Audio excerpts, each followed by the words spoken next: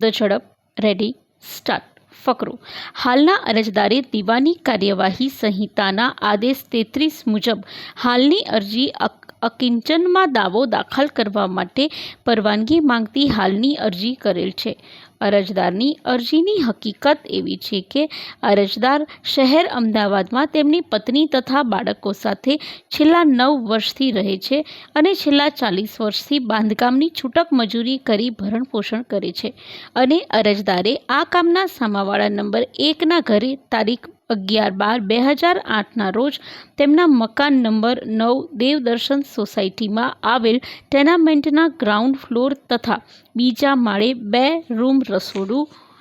સંડાસ, બાથરૂમ, ધાબુ, ચણતર, plaster, flooring વગેરે તમામ બાંધકામ માલસામાન સહિત કરી આપેલ, જેનો કરાર અરજદારે સામાવાળા નંબર 1 સાથે તારીખ 11/12/2008ના રોજ સાક્ષી સામે કરેલ અને તે મુજબ અરજદારે કામ કરેલ છે। બાંધકામ કરવાનું હતું તેના 90% કામ અરજદારે પૂર્ણ કરેલ હતું અને અરજદારે સામાવાળાના ઘરમાં વધારાનું બાંધકામ કરેલ તેના ₹60,000 આપવાના હતા, પરંતુ કરાર મુજબ નક્કી થયેલ રકમ ₹5,51,000 તથા 60,000 માલસામાનના સામાવાળાઓ પાસેથી લેવાના બાકી પડે છે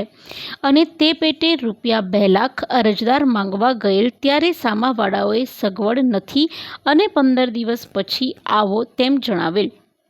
ત્યારબાદ પણ માંગણી કરવા છતાં રકમ આપેલ નહીં, જેથી કુલ ₹5,81,000 વસૂલ મેળવવા માટે અરજદારે દાવો કરેલ છે અને તેમાં ₹15,750 કોર્ટ ફી સ્ટેમ્પ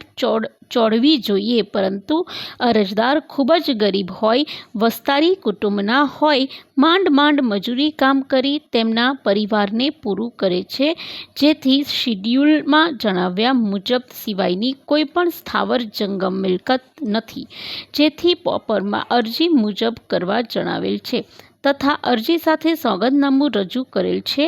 અને તેની સાથે શિડ્યુલ રજૂ કરેલ છે। ફકરો આ કામે અરજી દાખલ થતાં સામાવાળાને નોટિસ કરતા સામાવાળાએ આંક 11/10થી અરજદારની અરજીનો જવાબ આપેલ છે અને તેમાં એવી હકીકત જણાવેલ છે કે અરજદારની અરજી ખરી નથી, ફાઇલ કરવા કોઈ હક કે અધિકાર નથી, પેપરમાં અરજી દાખલ થવા પાત્ર નથી તથા અન્ય હકીકતોનો ઇનકાર કરેલ છે, તેમજ સામાવાળા નંબર 1 તારીખ 5/5/2011ના રોજ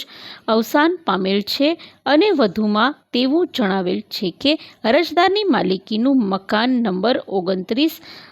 સત્તાવાર ટેનામેન્ટનું આવેલ છે, જે હકીકત અરજદારે છુપાવેલ છે અને બીજી પણ ઘણી મિલકત ધરાવે છે, તેથી અરજી રદ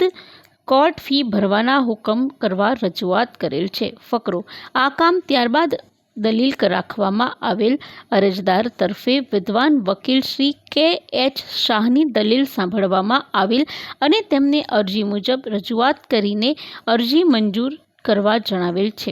જ્યારે સામાવાળાના વિદ્વાન વકીલ શ્રી M.K. શાહે પોતાના જવાબ મુજબ રજૂઆત કરી અરજદાર મિલકત ધરાવતા હોય તે હકીકત છુપાવેલ હોય, જેથી અરજી રદ કરવા જણાવેલ છે। ફકરો આ કામે ઉપરોક્ત હકીકતે અરજદારની અરજી તથા સામાવાળાનો જવાબ તથા દીવાની કાર્યવાહી સંહિતાનો આદેશ 33ની જોગવાઈ ધ્યાને લેતા સરકારશ્રીને આ કામે સામાવાળા તરીકે જોડેલ ન હોય।